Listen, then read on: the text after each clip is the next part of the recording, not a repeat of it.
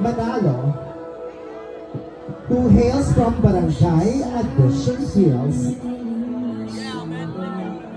She is a second-year college student at Rizal Technological University taking up business administration. A proud call center agent at IBEX. Wearing a Marimar-inspired long gown, created and designed by Lordito Salvador. And she believes in a saying that hindi lahat ng maganda nakaputi.